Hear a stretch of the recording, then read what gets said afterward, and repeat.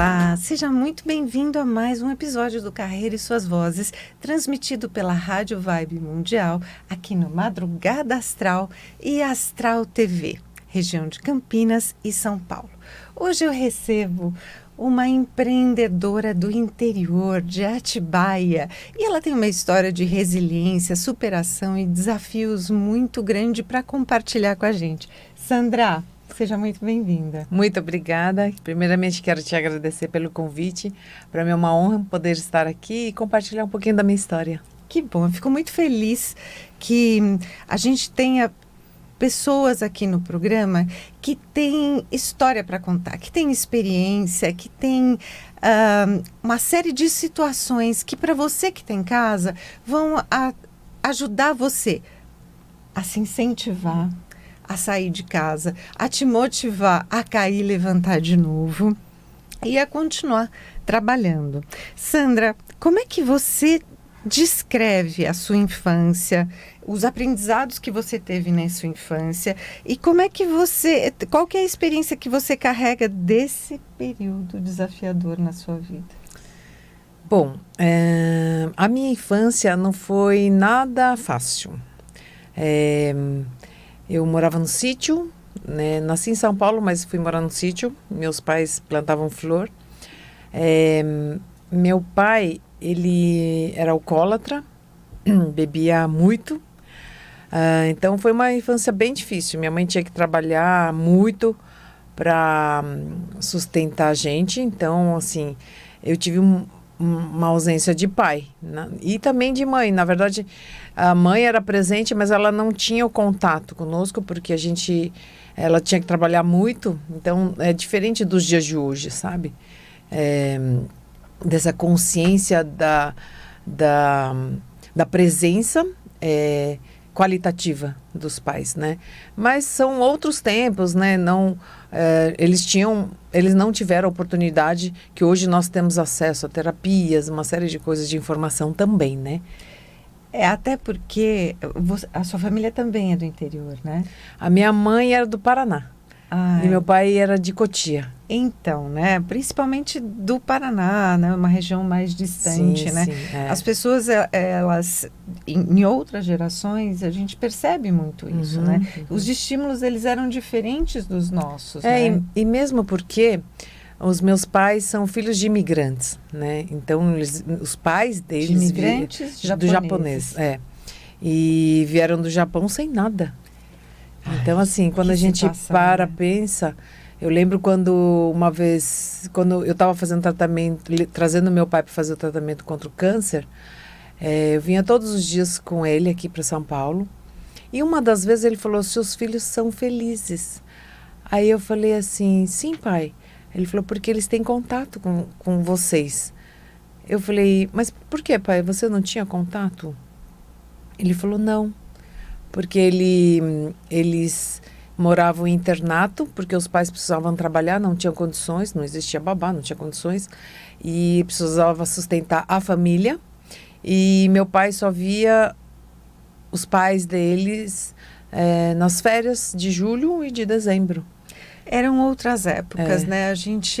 Eu sou muito grata e acredito que você também, por a gente viver num outro país e numa outra situação em que agora a gente tem essa conexão com a família, né? Desde do nosso nascimento, né? Então, isso é muito bom pra gente. Sim. Eu imagino que você tenha passado aí por grandes percalços na vida, né? Com essa situação. Primeiro, da ausência dos pais, né?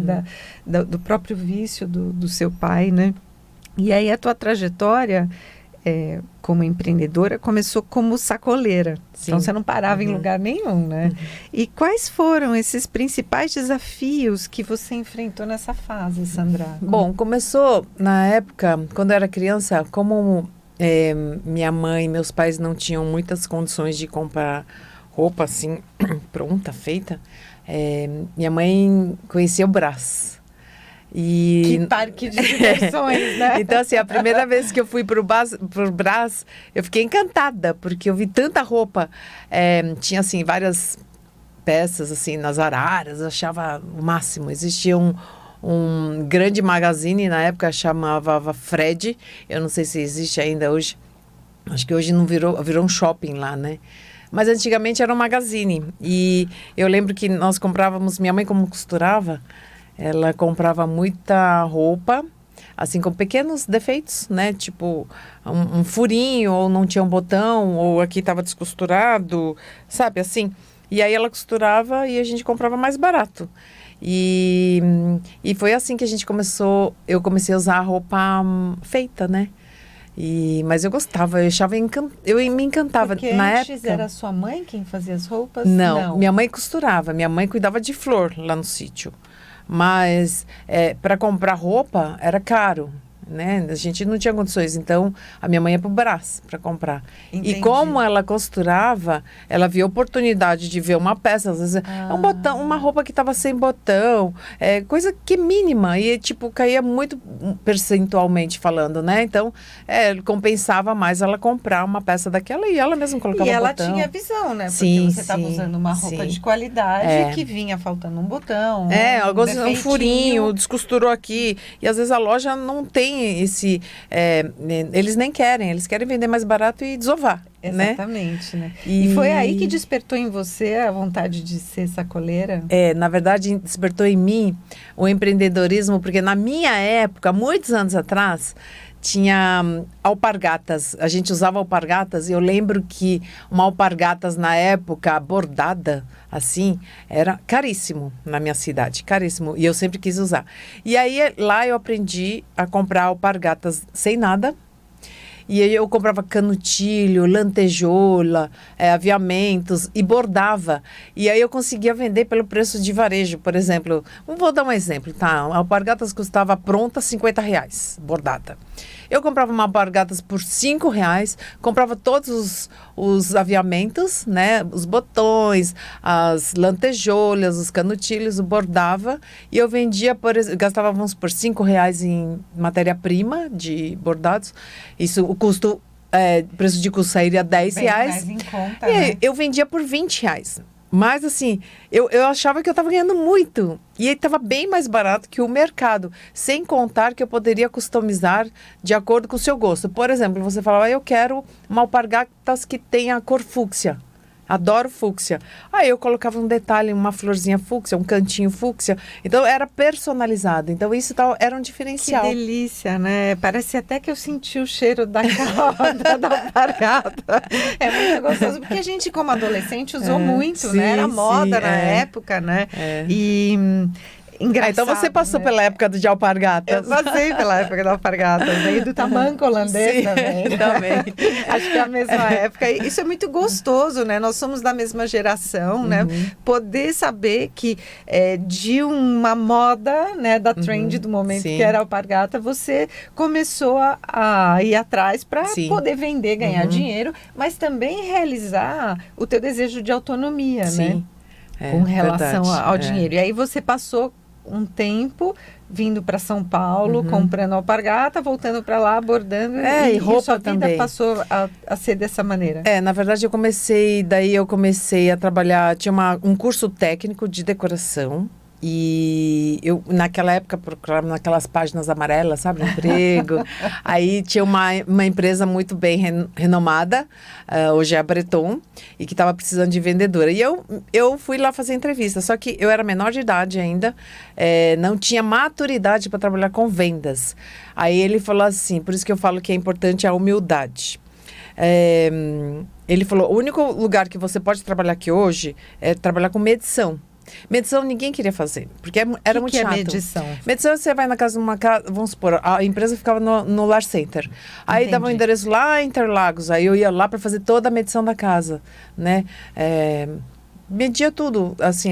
Você media onde vinha... área, isso, onde iria fazer o projeto. E eu também era projetista, então essa parte técnica eu não tinha maturidade para trabalhar com vendas, direto ao público. Mas é um trabalho meio chato, porque é muito chato, desgastante, mas quem ganhava mais eram as arquitetas que fechavam os projetos.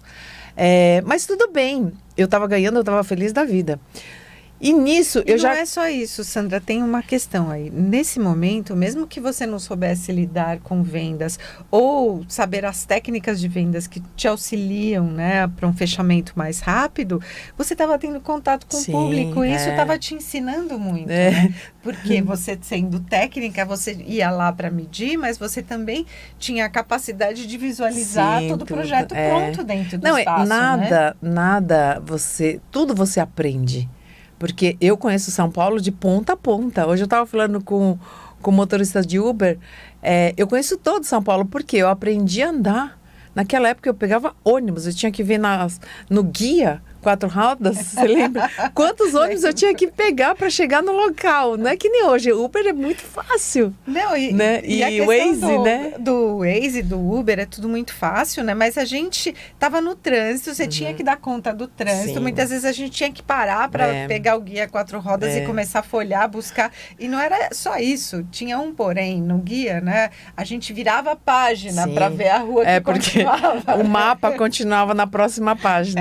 E o Waze, né? A gente vai arrastando qualquer aplicativo, né? O Maps, qualquer um deles, ou o GPS, a gente vai arrastando e ele vai trazendo a noção de distância pra gente. Então, a gente veio de uma época, de uma geração X, né?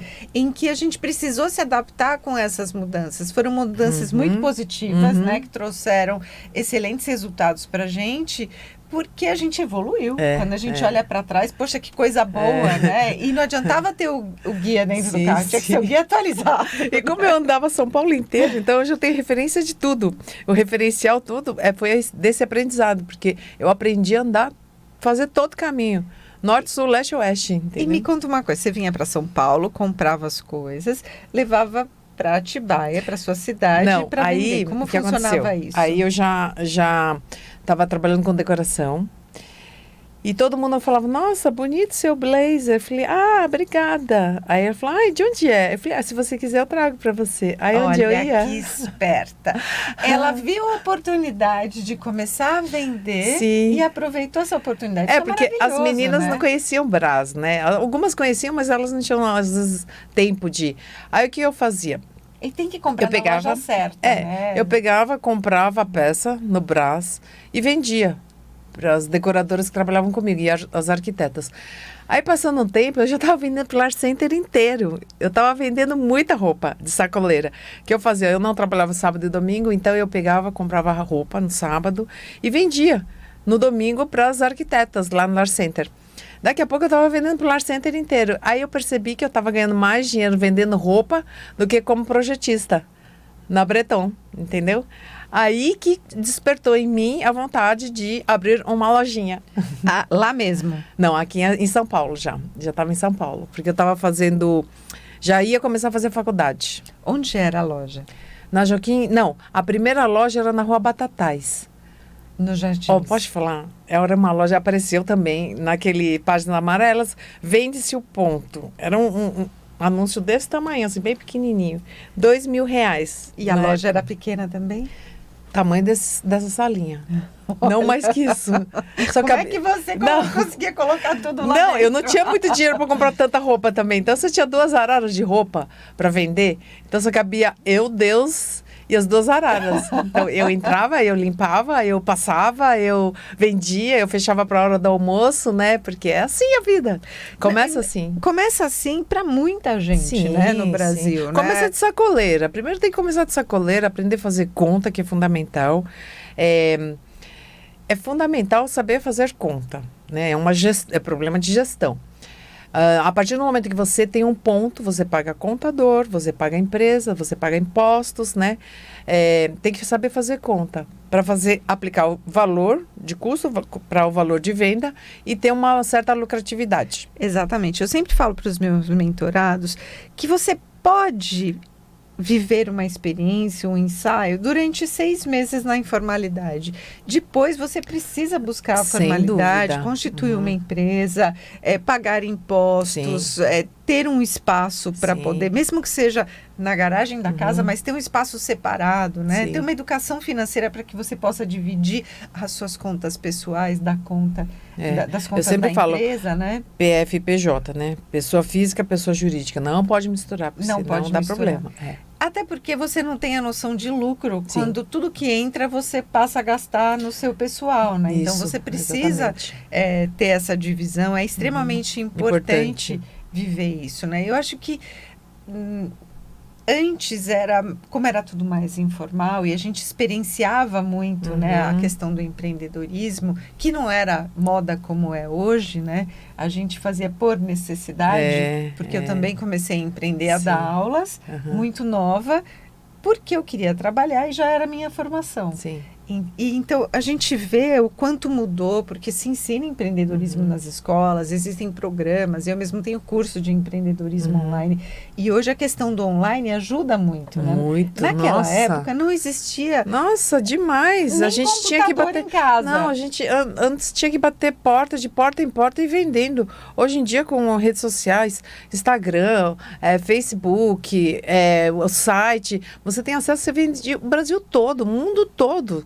Né? Então, assim, o produto chega até a casa do cliente. Você não precisa nem sair, se deslocar. Exatamente. Você só precisa fazer o conteúdo para que chegue o produto, né? E aí você já tinha uma carreira consolidada, você passou por um percalço muito grande na vida, que você teve aí um assalto que te levou tudo que você tinha constituído, né?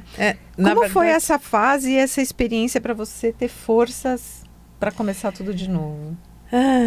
Essa foi uma longa história, porque assim, depois nessa época teve plano cruzado, plano Collor, e eu fechei a lojinha, porque eu não tinha capital, eu tive que fechar a lojinha. E comecei a voltar a ser sacoleira de novo. Porque eu não tinha dinheiro para pagar aluguel, não tinha dinheiro, e antes que eu ficasse negativada, eu fechei a loja. Depois eu tive a oportunidade de abrir uma outra loja no salão de cabeleireiro nos Jardins, num ponto muito melhor, de uma cabeleireira que me convidou, da minha cabeleireira, e era um ponto desse tamanho.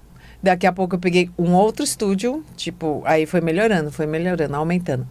Só que nesse período, minha mãe tinha acabado de perder meu irmão, um acidente de carro. Nossa, que situação.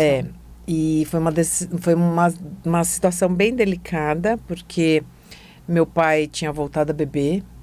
Então, minha mãe com depressão, meu pai voltou a beber, e eu sentia no meu coração que eu tinha que estar perto dos meus pais. Então, eu decidi fechar a loja em São Paulo e ir para Atibaia, cuidar dos meus pais.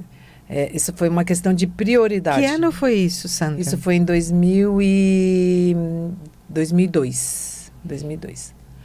Depois eu montei a loja, comecei do zero de novo, lá em Atibaia. Comecei do zero de novo, mas estava tudo bonitinho. E comecei no quartinho de casa. Eu comecei a ter a loja, aí foi prosperando.